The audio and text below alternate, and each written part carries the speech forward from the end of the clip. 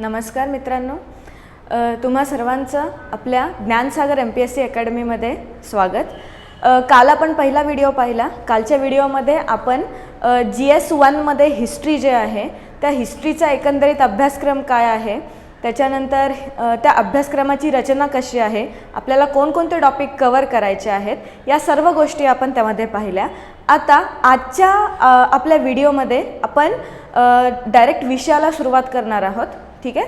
So विषय आपला जो हिस्ट्री आहे, हिस्ट्री आपण ज्यावेळेस सुरू करतो म्हणजे केव्हापासून हिस्ट्री सुरू होते, जेव्हापासून पृथ्वीची निर्मिती झाली तेव्हापासून हिस्ट्रीची सुरुवात होते, म्हणजे इतिहासाची सुरुवात तेव्हापासून होते.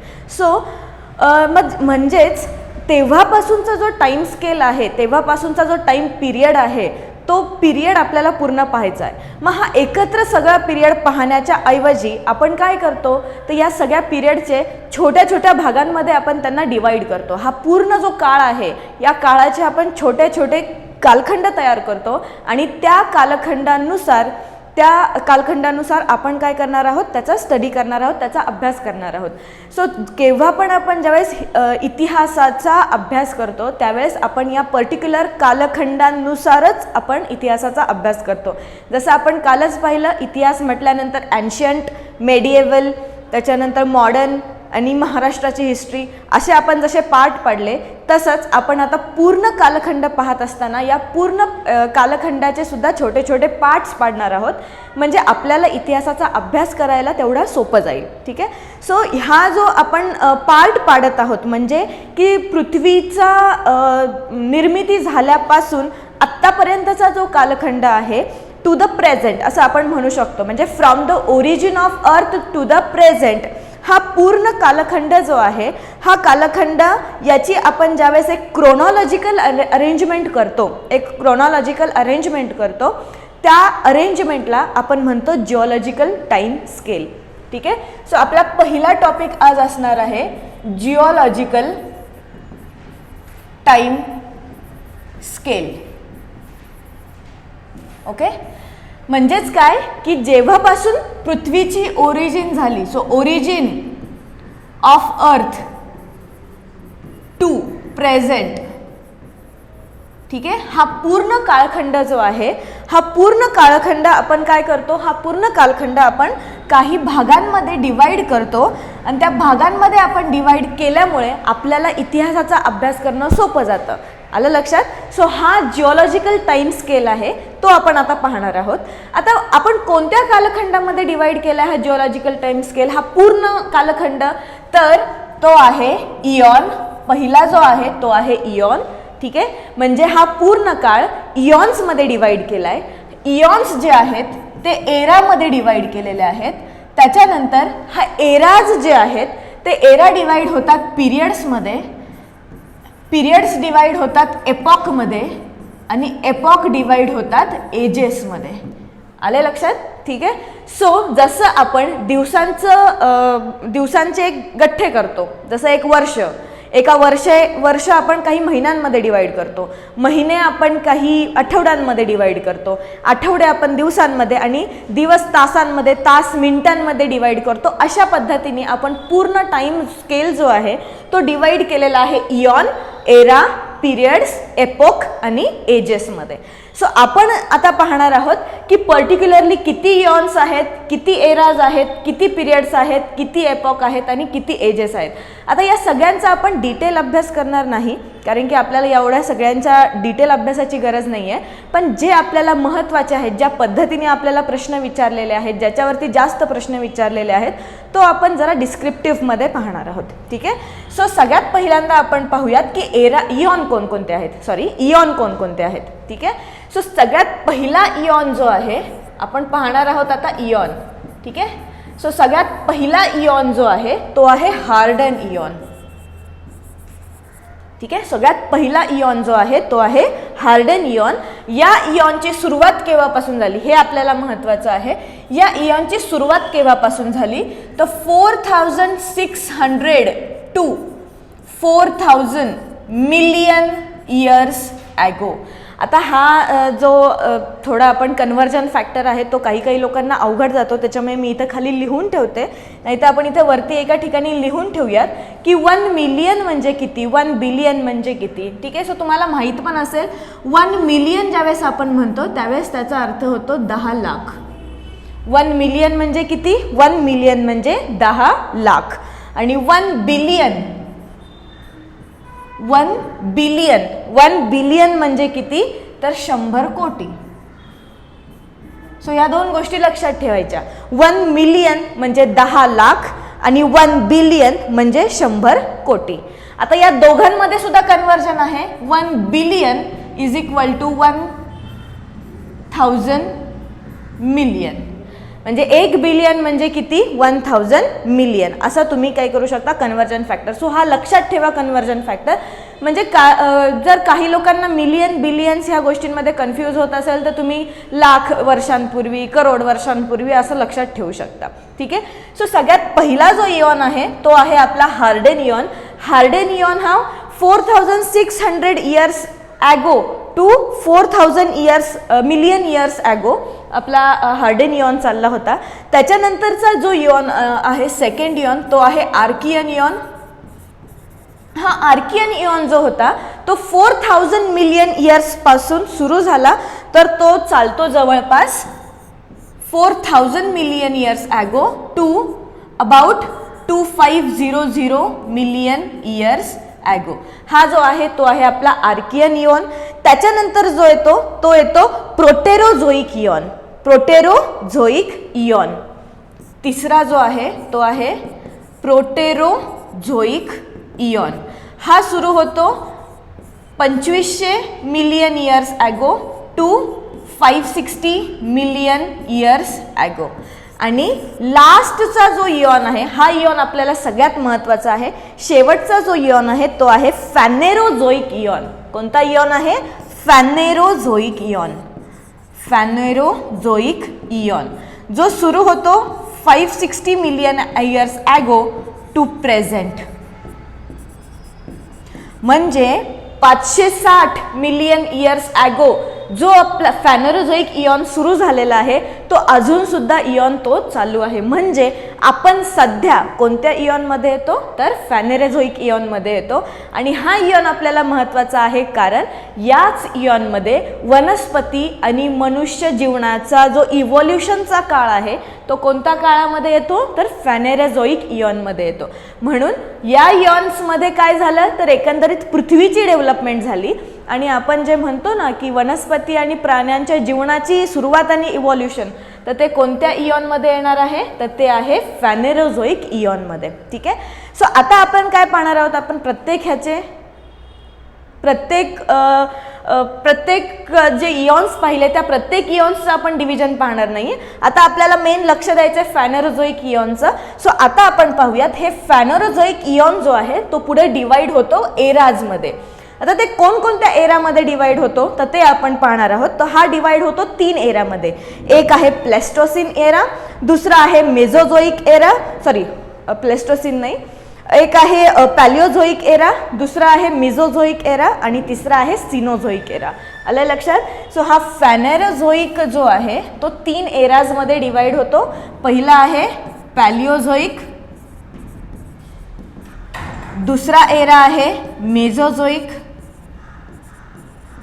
आणि तिसरा एरा जो आहे तो आहे सिनोझोइक. त्याला निओझोइक एरा असंही म्हणतात. ठीक आहे, सो फॅनेरोझोइक इयॉन डिवाइड झालेला आहे पॅलिओझोइक एरामध्ये, मेझोझोइक एरामध्ये अँड सेनोझोइक एरामध्ये. सो आपण आता जे पाहिले ते आहेत सगळे एरा. ठीक आहे, आता हे एराज जे आहेत हे एराज परत कशामध्ये डिवाइड होणार आहे, पिरियड्समध्ये डिवाइड होणार आहे. ठीक आहे, सो आपण महत्त्वाचे पिरियड पाहणार आहोत. सो आपल्याला मेझोझोइक एरा जो आहे, मेझोझोइक एरा तो परत 3 पिरियड्समध्ये डिवाइड होतो. एक आहे ट्रायासिक पिरियड, लक्षात घ्या, ट्रायासिक पिरियड. दुसरा आहे ज्युरासिक पिरियड. आता तुम्हाला हे बोलल्यानंतर लक्षात येत असेल की आपण कोणाच्या बाबतीत बोलतोय. खूप महत्त्वाचा प्राणी या काळामध्ये होऊन गेला. ठीक आहे, एक आहे ट्रायासिक पिरियड, दुसरा आहे ज्युरासिक पिरियड आणि तिसरा आहे क्रेटॅशियस पिरियड. क्रेटॅशियस पिरियड. ठीक आहे, येते का लक्षात? म्हणजे आपण कोणाबद्दल बोलतोय आता? आपण बोलतोय पिरियड्स बद्दल. आणि पिरियड्समध्ये सुद्धा मेझोझोइक एराचे पिरियड्स पाहतोय आपण, 3 पिरियड्स, ट्रायासिक, ज्युरासिक आणि क्रेटॅशियस. तर तुम्हाला सगळ्यांना लक्षात आलं असेल ज्यावेळेस ज्युरासिक म्हटलं, तुम्हाला सगळ्यांना माहिती आहे ज्युरासिक नावाचा मूवी पण आहे. ठीक आहे, त्याच्यावरून कशावरून पडलाय तो मूवी? कशावरचा आहे? डायनासॉर्सवरचा. सो जो डायनासॉर्सचा पिरियड आहे तो पिरियड कोणता आहे? तर ज्युरासिक पिरियड. सो ज्युरासिक पिरियड हा कशाचा पिरियड आहे? डायनासॉर्सचा. या काळामध्ये डायनासॉर्सचं वर्चस्व पृथ्वीवरती होतं. आता मग तुम्हाला माहिती असेल की हेच डायनासॉर्स पुढे जाऊन एक्सटिंक्ट झाले, पृथ्वीवरून नाश झाला त्या डायनासॉर्सचा. तर ते कोणत्या पिरियडमध्ये झालं? तर क्रेटॅशियस पिरियडमध्ये झालं. म्हणजे ज्युरासिक पिरियडमध्ये डायनासॉर्स पृथ्वीवरती होते, त्यांचं वर्चस्व होतं. आणि क्रेटॅशियस पिरियडमध्ये हेच डायनासॉर्स पृथ्वीवरून एक्सटिंक्ट झाले. ठीक आहे, पृथ्वीवरून त्यांचा नाश झाला. आता त्याच्यासाठी भरपूर कारणं आहेत, ते कारणं आपल्याला महत्त्वाची नाही आहेत. सो आपल्याला प्रश्न कसे विचारले जातात की कोणत्या पिरियडमध्ये डायनासॉर्सचं अस्तित्व पृथ्वीवरती होतं आणि कोणत्या पिरियडमध्ये डायनासॉर्सचा पृथ्वीवरून नाश झाला. आलं लक्षात? म्हणून आपल्याला हे पिरियड्स महत्त्वाचे आहेत. ठीक आहे, आता जसं मेझोझोइक एराचा आपण पिरियड्समध्ये डिवाइड केलेलं आहे, तसं आता आपल्याला सिनोझोइक एराचा सुद्धा पिरियड्समध्ये डिवाइड करायचं आहे. आणि हा सिनोझोइक एरा जो आहे तो 2 पिरियड्समध्ये डिवाइड होतो. एक पिरियड आहे टर्शरी पिरियड आणि दुसरा आहे क्वाटर्नरी पिरियड. पहा, म्हणजे आपण पिरियड्सची गोष्ट करतोय की मेझोझोइक एरा, ट्रायासिक, ज्युरासिक, क्रेटॅशियस पिरियड. ज्युरासिकमध्ये डायनासॉर्स आले, क्रेटॅशियसमध्ये डायनासॉर्स एक्सटिंक्ट झाले. सिनोझोइक एरा जो आहे तो टर्शरी पिरियड आणि क्वाटर्नरी पिरियड अशा 2 पिरियड्समध्ये डिवाइड होतो. आता आपल्याला पुढे पाहायचं आहे या पिरियड्सचं डिव्हिजन होतं एपोकमध्ये. तो आपण पाहणार आहोत टर्शरी आणि क्वाटर्नरी पिरियड्सचं डिव्हिजन एपोकमध्ये कसं होणार आहोत. ठीक आहे, सो पहा, आपण आता नेक्स्ट पाहूयात. टर्शरी पिरियड जो आहे त्याचे एकूण 4 एपोकमध्ये आपण डिव्हिजन करतो. पहा, आपण परत एकदा टर्शरी पिरियडचं 4 एपोकमध्ये डिव्हिजन होतं. आता हे 4 एपोक कोणते आहेत ते पहा. पहिला जो आहे तो आहे पॅलिओसिन, दुसरा जो आहे तो आहे इओसिन, तिसरा जो आहे तो आहे ओलिगोसिन, चौथा जो आहे तो आहे मिओसिन आणि 5वा जो आहे तो आहे प्लिओसिन. ठीक आहे, सो पहा, टर्शरी पिरियड जो आहे तो किती एपॉकमध्ये डिवाइड झालाय? तो झालेला आहे टोटल 5 एपॉकमध्ये डिवाइड. पहिला आहे पॅलिओसिन, इओसिन, ऑलिगोसिन, मिओसिन आणि प्लिओसिन. ठीक आहे, सो आता याच्यावरती एक प्रश्न विचारला गेला होता की मनुष्याच्या इतिहासाची सुरुवात. मी तुम्हाला एक गोष्ट सांगितली की इथे फॅनेरोझोइक एरामध्ये मनुष्य आणि वनस्पती जीवनाची सुरुवात झाली, इव्होल्युशनची सुरुवात झाली. पण आपण प्रॉपर हिस्ट्री जे पाहणार आहोत, मनुष्याच्या हिस्ट्रीची सुरुवात, तर ती कधी झाली याच्यावरती एक प्रश्न विचारला होता. ठीक आहे, सो तोच आपण आता पाहणार आहोत. सो क्वाटर्नरी पिरियड जो आहे तो परत क्वाटर्नरी पिरियड 2 एपॉकमध्ये डिवाइड होतो. एक आहे प्लेस्टोसिन एपॉक आणि दुसरा आहे होलोसिन एपॉक. आता प्रश्न इथे अशा पद्धतीने विचारला गेला होता की मनुष्याच्या इतिहासाची सुरुवात, मानवी इतिहासाची सुरुवात, आपण म्हणू शकतो ह्युमन हिस्ट्रीची सुरुवात कोणत्या एपॉकमध्ये झाली? त्यांनी असं दिलं होतं की तो प्लिओसिन एपॉकमध्ये सुरुवात झाली, पण त्याचं खरं उत्तर होतं प्लेस्टोसिन एपॉकमध्ये सुरुवात झाली. सो अशा पद्धतीचे प्रश्न विचारले जाऊ शकतात. म्हणून मी म्हटलं की काही पर्टिक्युलर एरा, इयॉन जो आहे त्या काळामध्ये घडलेल्या महत्त्वाच्या घटना कोणत्या आहेत त्याच्याकडे फक्त आपल्याला लक्षात द्यायचं आहे. जसं आपण पाहिलं फॅनेरोझोइक एरा, इथे सुरुवात झाली मनुष्य आणि वनस्पती जीवनाची. त्याच्यानंतर ज्युरासिक पिरियड आणि क्रेटॅशियस पिरियड. ज्युरासिक पिरियडमध्ये डायनासॉर्सचं अस्तित्व होतं आणि क्रेटॅशियस पिरियडमध्ये ते एक्सटिंक्ट झाले. त्याच्यानंतर आहे क्वाटर्नरी पिरियड. क्वाटर्नरी पिरियडचे दोन भाग पडतात, एक आहे प्लेस्टोसिन एपॉक आणि दुसरा आहे होलोसिन एपॉक. हे सगळ्यात रिसेंटचे एपॉक आहेत की ज्या काळामध्ये मानवी जीवनाचा इतिहास आपल्याला माहिती होतो वेगवेगळ्या टूल्समधून. आता ते आपण पाहणार आहोत पुढे जाऊन की कशा पद्धतीने आपण मानवी जीवनाचा इतिहास म्हणजे डिसायफर करतो. ठीक आहे, सो ते आपण पाहणार आहोत. सो म्हणून ही गोष्ट महत्त्वाची आहे की प्लेस्टोसिन एपॉकमध्ये मानवी इतिहासाची सुरुवात झाली. आता हे प्लेस्टोसिन एपॉक जो आहे ते वेगवेगळ्या एजेसमध्ये डिवाइड होतात. पहा, एपॉक झाला, आता आपल्याला पाहायचं आहे एजेस. सो प्लेस्टोसिन एपॉक आणि होलोसिन एपॉक हे दोन एपॉक आपल्याला थोडे डिटेलमध्ये पाहायचे आहेत. आता ते आपण पाहूयात पुढच्या आपल्या स्लाइडमध्ये. ठीक आहे, सो पहा, आपण पाहिला इथे प्लेस्टोसिन एपॉक. मी परत इथे लिहिते, प्लेस्टोसिन एपॉक आपण पाहतो आहोत. हा जो प्लेस्टोसिन एपॉक आहे याचा अर्थ आपल्याला महत्त्वाचा आहे. याचा प्रॉपर अर्थ काय होतो तर last great ice age. Last great ice age, Pleistocene या शब्दाचा अर्थ होतं लास्ट ग्रेट आईस एज, म्हणजे होऊन गेलेले सर्वात शेवटचं सर्वात मोठं असं हिमयुग कोणतं आहे तर तो प्लेस्टोसिन एपॉक जो आहे तो आहे. आलं लक्षात. आता हा प्लेस्टोसिन एपॉक जो आहे तो परत एजेसमध्ये डिवाइड होतो. हा प्लेस्टोसिन एपॉक जो आहे तो एजेसमध्ये डिवाइड होतो. कोणकोणत्या एजेसमध्ये तो दोन एजेसमध्ये डिवाइड होतो आणि तो आहे इओलिथिक एज आणि दुसरा आहे पॅलिओलिथिक एज.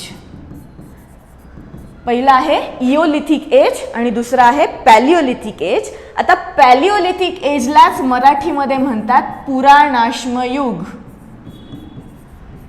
पुराणाश्मयुग येतंय का लक्षात. ठीक आहे, सो इथून आपल्याला काय समजतं तर मानवी जीवनाच्या इतिहासाचे ट्रेसेस जे आहेत ते आपल्याला या एपॉकपासून आणि या युगांपासून एजेसपासून आपल्याला मानवी जीवनाचा इतिहास जो आहे तो समजतो. ठीक आहे, आणि दुसरा आपण जो पाहत होतो तो आहे होलोसिन एपॉक. होलोसिन एपॉकचा जर शब्दशः अर्थ घ्यायला गेला तर शब्दशः याचा अर्थ होतो वर्तमान. म्हणजेच काय, आपण सध्या कोणत्या एजमध्ये आहोत तर आपण सध्या होलोसिन एजमध्ये आहोत. सध्याचा जो काळखंड चालू आहे तो कशामध्ये येतो होलोसिन एजमध्ये येतो. आणि हा होलोसिन एज जो आहे याचा होलोसिन एपॉक जो आहे तो याचा परत दोन एजेसमध्ये आपण डिवाइड करतो. एक आहे मेझोलिथिक पिरियड, एज पिरियड नाही एज, मेझोलिथिक एज आणि त्याच्यानंतर निओलिथिक एज. म्हणजेच काय, मध्याश्मयुग आणि नवाश्मयुग. सो पुराणाश्मयुग, मध्याश्मयुग आणि नवाश्मयुग. तुम्ही या गोष्टी ऐकल्या असतील आत्तापर्यंतच्या इतिहासाच्या अभ्यासामध्ये. ठीक आहे, सो हे आपल्याला आता डिटेलमध्ये पाहायचं आहे की पॅलिओलिथिक एरा म्हणजे काय, त्या काळामध्ये मानवी जीवनाचा इतिहास कसा बदलत गेला. मेझोलिथिक एरा म्हणजे काय, एज म्हणजे काय, त्या काळामध्ये मानवी इतिहास कसा बदलत गेला. निओलिथिक एजमध्ये त्या मानवाच्या इतिहासामध्ये काय काय बदल झाले. मग या सगळ्या काळामध्ये मग पेंटिंग्स कुठून सुरू झाल्या, या सगळ्या काळामध्ये मग अग्नीचा वापर कधी सुरू झाला, चाकाचा वापर कधी सुरू झाला, या सगळ्या गोष्टी आपण पाहणार आहोत. ठीक आहे, सो तुम्हाला आत्तापर्यंत कळालं असेल की आपण कशा पद्धतीने डिव्हिजन केलेलं आहे. पहा परत एकदा, इयॉन पासून आपण सुरू केलं. इयॉन, एरा, पिरियड्स, एपॉक आणि एजेस. चार महत्त्वाचे इयॉन आहेत, हार्डन, आर्कियन, प्रोटोझोइक, फॅनेरोझोइक. फॅनेरोझोइक एरा इयॉन जो आहे तो सगळ्यात महत्त्वाचा आहे. याचा 3 एराजमध्ये डिव्हिजन केलेलं आहे, पॅलिओझोइक, मेझोझोइक, सिनोझोइक एरा, त्याला निओझोइक एरा असंही म्हणतात. याचा परत पिरियड्समध्ये डिव्हिजन होतो. महत्त्वाचे कोणते आहेत, मेझोझोइकचे ट्रायासिक, ज्युरासिक आणि क्रेटॅशियस. महत्त्वाचा का आहे, कारण की ज्युरासिक पिरियडमध्ये डायनासॉर्सचं अस्तित्व होतं, क्रेटॅशियस पिरियडमध्ये डायनासॉर्स एक्सटिंक्ट झाले. नंतर येतो सेनोझोइक एरा, त्याच्यामध्ये टर्शरी आणि क्वाटर्नरी पिरियड्स. टर्शरी पिरियड परत 5 एपॉकमध्ये डिवाइड होतात आणि क्वाटर्नरी पिरियड 2 एपॉकमध्ये डिवाइड होतात. ते 2 एपॉक महत्त्वाचे कोणते आहेत, प्लेस्टोसिन आणि होलोसिन. प्लेस्टोसिन एपॉकचं परत इओलिथिक आणि पॅलिओलिथिक एज असे 2 एजेसमध्ये डिवाइड होतं आणि होलोसिन मेझोलिथिक आणि निओलिथिक एजेस अशा 2 एजेसमध्ये डिवाइड होतात. तर या सगळ्यामध्ये महत्त्वाचं प्लेस्टोसीन का महत्त्वाचं आहे, कारण की मनुष्याच्या इतिहासाची जी सुरुवात आहे, मानवी इतिहासाची सुरुवात जी आहे ती इतिहासाची सुरुवात या एपोकमध्ये झालेली आहे. त्याच्यामुळे हा आपल्याला महत्त्वाचा आहे. आणि आता आपण डिटेलमध्ये पाहणार आहोत की पॅलिओलिथिक, मेझोलिथिक, निओलिथिक एजमध्ये मानवाचा इतिहास कशा पद्धतीने बदलत गेला आणि त्याच्यामध्ये कोणकोणत्या प्रकारचे बदल झाले. ठीक आहे. सो इथे आपली जिओलॉजिकल टाईम स्केल जो आहे हे तुम्हाला सगळ्यांना कळालं असेल. ठीक आहे. सो आता आपण याच्यानंतर काही महत्त्वाचा भाग पाहणार आहोत.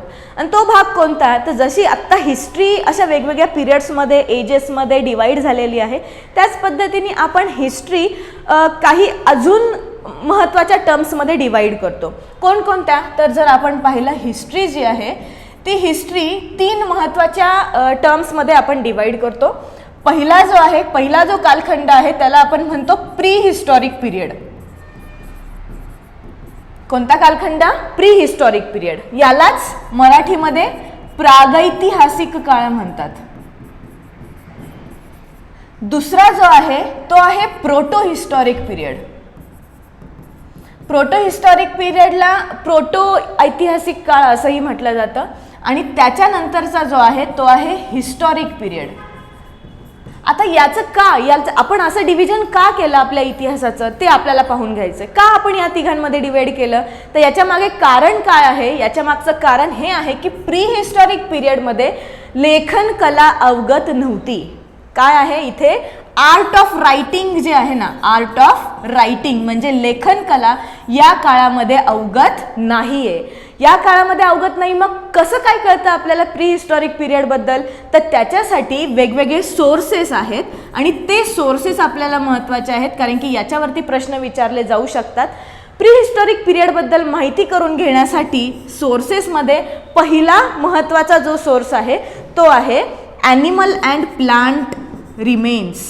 ॲनिमल अँड प्लांट रिमेन्स म्हणजेच काय, जर तुम्ही ऐकलं असेल की उत्खनन झालं आणि त्या उत्खननामध्ये हाडांचे सापळे सापडले, मग ते कोणत्या तरी ॲनिमल्सचे होते, कोणत्या तरी म्हणजे मानवी सापळे सापडले. म्हणजेच काय की जे ॲनिमल आणि प्लांट्स जे होते त्या काळामध्ये ते वर्षानुवर्षाच्या काळामध्ये ते दबले गेले खाली आणि कधी उत्खननामध्ये ते सापडले.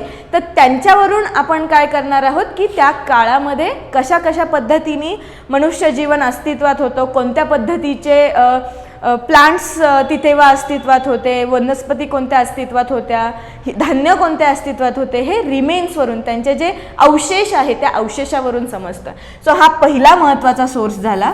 दुसरा महत्त्वाचा सोर्स काय आहे, तर त्यांचे टूल्स म्हणजे त्यांची अवजारे जे आहेत, त्यांनी कोणकोणती अवजारे वापरली होती हे सुद्धा आपल्याला सापडलेली आहेत. मग त्या अवजारांवरून त्यांच्या वैशिष्ट्य काय होते, त्या वैशिष्ट्यांवरून आपण काय समजतो, तर त्या काळातला इतिहास आपल्याला समजतो. आणि तिसरं जो महत्त्वाची गोष्ट आहे ती आहे त्यांचे आर्ट्स. म्हणजेच काय की या काळामध्ये जे म्हणजे जे मनुष्य जीवन अस्तित्वात होतं ते मनुष्य जीवन, काही पेंटिंग्स असतील, तुम्हाला माहिती असेल, तुम्ही ऐकलं असेल, भीमबेटकाचे पेंटिंग्स खूप प्रसिद्ध आहेत. ते सगळे काही म्हणजे खूप अश्मयुगातले पेंटिंग्स आहेत. सो या पेंटिंग्स जे आहेत, हे वॉल पेंटिंग्स जे आहेत त्याच्यावरून आपल्याला समजतं की त्या काळामध्ये एकंदरीत जीवनशैली कशी होती त्या लोकांची, त्या मानवांची. आलं लक्षात. सो त्याच्यानंतर येतो प्रोटो हिस्टॉरिक पिरियड. आता प्रोटो हिस्टॉरिक पिरियड आणि प्री हिस्टॉरिक पिरियड यांच्यामध्ये फरक काय आहे, तर याच्यामध्ये फरक असा आहे की आता इथे तुम्हाला 2 गोष्टी लक्षात ठेवायच्या आहेत. एक आहे कंटेम्पररी सिव्हिलायझेशन. कंटेम्पररी सिव्हिलायझेशन म्हणजे काय की असे 2 सिव्हिलायझेशनला मराठीमध्ये सभ्यता असं म्हणतात. तर 2 सिव्हिलायझेशन्स आहेत जे समकालीन आहेत. कंटेम्पररी म्हणजे समकालीन आहेत. पण एकाकडे आर्ट ऑफ रायटिंग अवेलेबल आहे आणि दुसरीकडे आर्ट ऑफ रायटिंग अवेलेबल नाही, किंवा अवेलेबल असेल तरी त्यांची ती डिसायफर झालेली नाही, म्हणजे आपण त्याला अजून पूर्णपणे उलगडू शकलेलं नाही. सो असा ह्याच्यामध्ये फरक असतो. हा जो कालखंड आहे त्याला म्हणतो आपण प्रोटो हिस्टॉरिक पिरियड. म्हणजे याच्यामध्ये तुम्हाला काय लक्षात घ्यायचं आहे की 2 समकालीन सभ्यतांमध्ये एका सभ्यतेमध्ये आर्ट ऑफ रायटिंग अवेलेबल आहे, त्यांच्याकडे लेखनकला अवगत आहे, ते व्यवस्थित उलगडलेली आहे, त्याच्यामधून आपण सगळ्या गोष्टी समजून पण घेऊ शकतो. परंतु त्याच काळातील दुसऱ्या सभ्यतेमध्ये आर्ट ऑफ रायटिंग जरी अवेलेबल असेल तरी सुद्धा ती एकंदरीत त्याचा उलगडा अजून झालेला नाही, त्याच्यामुळे आपल्याला ती स्क्रिप्ट जी आहे ती आपण समजू शकत नाही. आणि याचं महत्त्वाचं उदाहरण, सगळ्यात महत्त्वाचं उदाहरण कोणतं आहे तर मेसोपोटामिया. तुम्हाला सगळ्यांना माहिती असेल मेसोपोटामियन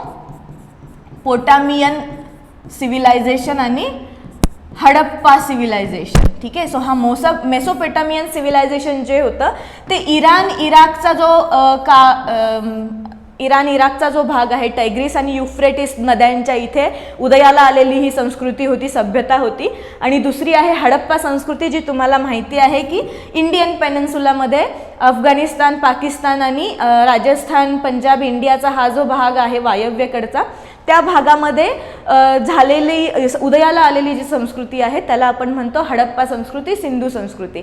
तर याच्यामध्ये हे दोन्ही समकालीन आहेत, परंतु हडप्पन संस्कृतीची जी स्क्रिप्ट आहे ती अजून आपण उलगडू शकलेलं नाही, त्याच्यामुळे त्याच्याबद्दल आपल्याला जास्त लेखी माहिती मिळत नाही. पण तेच मेसोपोटामियाच्या बाबतीत तिथे जी संस्कृती होती, तिथली जी स्क्रिप्ट होती ती चांगली आपल्याला अवगत झालेली आहे, ती उलगडलेली आहे. आणि हडप्पा संस्कृतीचे जे म्हणजे हडप्पा संस्कृतीचा उल्लेख मेसोपोटामियन रायटिंग्समध्ये आपल्याला आढळतो, म्हणजे आपल्याला तिथून बऱ्याच गोष्टी कळतात, त्यांच्यामधले रिलेशनसुद्धा आहेत हे आपल्याला समजतं. सो हा जो काळ आहे हा काळ आहे प्रोटो हिस्टॉरिक पिरियड. आणि नंतर येतो historic period. So historic period म्हणजे काय की ज्या काळामध्ये लेखनकला अवगत होती आणि आपल्याला इथून पुढे जे एव्हिडन्सेस सापडतात, रिटन एव्हिडन्सेस सापडतात, ते हिस्टॉरिक पिरियडमध्ये सापडतात. तो अशा पद्धतीने आपण हिस्ट्रीचं डिव्हिजन केलेलं आहे, प्री हिस्ट्री, प्रोटो हिस्ट्री आणि हिस्ट्री. सो याच्यामधले सुद्धा प्रश्न विचारू शकतात की प्री हिस्ट्री म्हणजे काय, प्रोटो हिस्ट्री म्हणजे काय, त्याच्या व्याख्यावरती किंवा त्याचा जो अर्थ आहे त्याच्यावरती प्रश्न विचारू शकतात. ठीक आहे. त्याच्यानंतर आपण पाहणार आहोत लिथिक एज म्हणजे काय. मी आता तुम्हाला काही शब्दांचा उच्चार केल्यानंतर तुम्हाला समजलं असेल, मी पॅलिओलिथिक म्हटलं, मिझोलिथिक म्हटलं, निओलिथिक म्हटलं. सो हे एजेस म्हटल्यानंतर त्याच्यामध्ये एक शब्द कॉमन आहे आणि तो आहे लिथिक एज. ठीक आहे.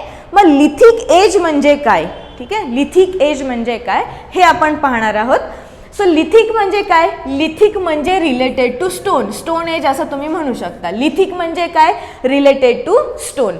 सो हे लिथिक एज जो आहे तो 3 एजेसमध्ये डिवाइड झालेला आहे आणि तो आहे पॅलिओलिथिक, त्याच्यानंतर मेझोलिथिक आणि तिसरा जो आहे तो आहे निओलिथिक. आपण प्रत्येकाचा सेपरेट अभ्यास करणार आहोत की या काळामध्ये मानवी जीवन कसं होतं, याचा सेपरेट अभ्यास आपण करणार आहोत. सो लिथिक एज म्हणजे काय की स्टोन एज. सो त्याच्यामध्ये 3 एजेस आहेत, ते आहे पॅलिओलिथिक, मेझोलिथिक आणि निओलिथिक. मग आपण कोणत्या आधारे, कशाच्या आधारे, कोणकोणत्या घटकांच्या आधारे आपण या तिघांचे असे म्हणजे या लिथिक एजचे 3 वेगवेगळे भाग केले, 3 भाग का केले आपण आणि कोणत्या घटकांच्या आधारे केले ते आपल्याला महत्त्वाचे आहेत. आणि ते जे घटक आहे, या वर्गीकरणाचे जे घटक आहे, क्लासिफिकेशनचे जे फॅक्टर्स आहेत, ते घटक कोणते आहेत, 2 महत्त्वाचे घटक आहेत. एक म्हणजे चेंजेस इन एन्व्हायरमेंट, एन्व्हायरमेंटमध्ये जे चेंजेस झाले ते, आणि दुसरा जे आहे ते म्हणजे changes in lifestyle. Changes in lifestyle म्हणजे जी जीवनशैली होती, मानवाची जीवनशैली होती, या जीवनशैलीमध्ये कशा पद्धतीचे बदल झाले याच्यावरून हा जो क्लासिफिकेशन आहे तो क्लासिफिकेशन केलेला आहे.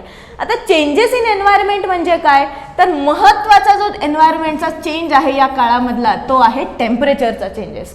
तुम्हाला आत्ताच मी सांगितलं की इथे पहा, आपल्या या 2nd नंबरच्या स्लाइडमध्ये तुम्हाला सांगितलं होतं की प्लेस्टोसिन एपॉक म्हणजे काय, the last great ice age. आणि या काळामधला एरा जो आहे तो आहे पॅलिओलिथिक एरा. म्हणजे तुम्हाला इथे लक्षात येईल की पॅलिओलिथिक एज ज्यावेळेस आपण म्हणतो त्यावेळेस हा पॅलिओलिथिक एज म्हणजे काय, या काळामध्ये आईस एज होतं पृथ्वीवरती, हे तुम्हाला लक्षात येईल. The last great ice age आपण जे म्हटलेला आहोत तो म्हणजे या काळामध्ये पृथ्वीवरचा सगळा भाग हा बर्फाच्छादित होता. आणि मग त्याच्यानंतर टेम्परेचर जे चेंजेस झाले त्याच्यानंतर मग मेझोलिथिक एरा सुरू झाला. हा मेझोलिथिक एरा जो आहे त्याला आपण ट्रान्झिशन पिरियड असं म्हणू शकतो. कोणता पिरियड? Transition period. म्हणजेच काय तर आईस बर्फ वितळायला सुरुवात झाल्यानंतर असं आहे का की तो बर्फ वितळला, लगेच वितळला, आज वितळायला सुरुवात झाली आणि उद्या वितळला, असं आहे का? नाही. The last great ice age आहे म्हणजे पूर्ण पृथ्वीवरती बर्फ आहे, तो बर्फ वितळायला काही वेळ लागणारच. सो तो जो मधला ट्रान्झिशनचा पिरियड होता तो पिरियड म्हणजे मेझोलिथिक एज. आणि त्याच्यानंतर जो आहे तो आहे Neolithic age. So Neolithic age म्हणजे काय की पृथ्वीवरचं तापमान बदललेलं आहे, आईस म्हणजे बर्फ पूर्ण वितळलेला आहे. आणि मग आत्ताची जी कंडिशन आहे, आत्ताची जी वेदर कंडिशन आहे ती कंडिशन आता तिथे आलेली आहे. आणि मग या कंडिशनमध्ये मानवी जीवनामध्ये कसे बदल झाले, काय बदल झाले हे आपण पाहणार आहोत हे लिथिक एजेसमध्ये. ठीक आहे.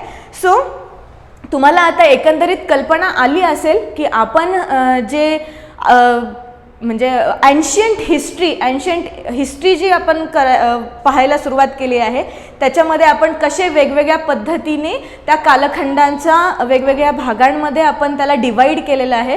आणि असं आपण पर्टिक्युलर त्या एका भागाचे कॅरेक्टरिस्टिक आणि त्या काळामधली मानवी इतिहासाची प्रगती कशी होती, डेव्हलपमेंट कशी होती ते आपण पाहणार आहोत. आलं लक्षात?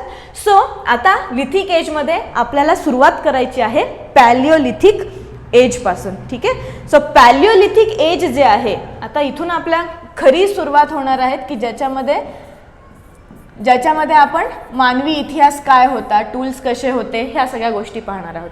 सो हा पॅलिओलिथिक एज जो आहे, ठीक आहे, हा कधी सुरू होतो? हा सुरू होतो 1 मिलियन इयर्स ॲगो आणि चालतो जवळपास 10,000 वर्षांपूर्वी. म्हणजे हा कालखंड खूप मोठा आहे. 1 मिलियन इयर्स ॲगो. मग 1 मिलियन म्हणजे तुम्हाला सांगितलं आहे 10 लाख वर्षांपूर्वीपासून 10,000 वर्षांपूर्वीचा जो कालखंड आहे त्याला आपण काय म्हणतो? पॅलिओलिथिक एरा असं म्हणतो. म्हणजेच मराठीमध्ये याला म्हणतात पुराणाश्मयुग. आता हा पुराणाश्मयुग जो आहे हा परत 3 भागांमध्ये आपण विभागलेला आहोत. हा 3 भाग कोणते आहेत तर त्याला आपण म्हणतो लोअर पॅलिओलिथिक एज. आता लोअर पॅलिओलिथिक एजला मराठीमध्ये म्हणतात अधो पुराणाश्मयुग. त्याच्यानंतर येतं मिडल पॅलिओलिथिक एज. हा मिडल पॅलिओलिथिकला आपण म्हणतो मध्य पुराणाश्मयुग. आणि त्याच्यानंतरचा जो आहे तो आहे अप्पर पॅलिओलिथिक एज. याच्यानंतरचा जो काळ आहे तो आहे अप्पर पॅलिओलिथिक एज. याला आपण म्हणतो ऊर्ध्व पुराणाश्म युग. ठीक आहे. सो आता हे कधी सुरू झाले यांचा टाइम स्केल आपल्याला टाइम पिरियड जो आहे तो महत्त्वाचा आहे. कधी सुरुवात झाला पहा. लोअर पुराणाश्म युग लोअर पॅलिओलिथिक एरा जो आहे तो आपला सुरू होतो 10 lakhs इयर ॲगो टू, ठीक आहे, 1 लाख इयर ॲगो. सो तुम्हाला कळलं असेल हा कालखंड किती मोठा आहे. 10 लाख वर्षांपूर्वीपासून 1 लाख वर्षांपूर्वीपर्यंत लोअर पॅलिओलिथिक एज सुरू होतं.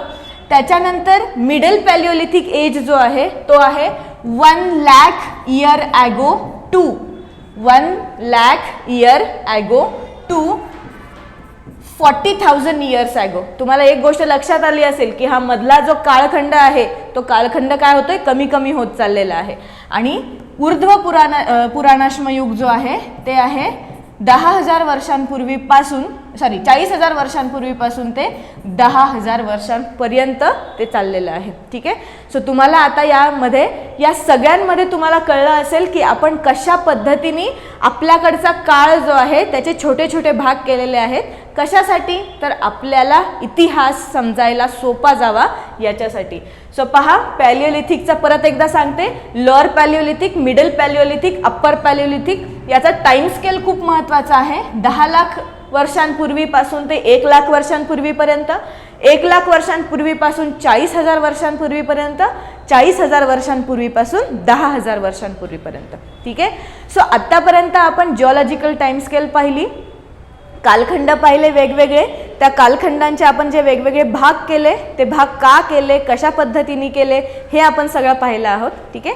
सो आता आपला पुढचा व्हिडिओ जो असेल, पुढच्या व्हिडिओमध्ये आपण पर्टिक्युलरली पॅलिओलिथिक एज जे आहे ते मेझोलिथिक एज आणि निओलिथिक एज या काळामध्ये मानवी जीवन कसं होतं, त्याच्यामध्ये कोणकोणत्या प्रकारची हत्यारं वापरली होती त्या काळातल्या लोकांनी, ते हत्यारं वापरण्यासाठी कोणकोणत्या प्रकारचे दगड वापरले होते, त्या काळामधले जे त्या काळातले वैशिष्ट्य जे आहेत ते आपण पाहणार आहोत.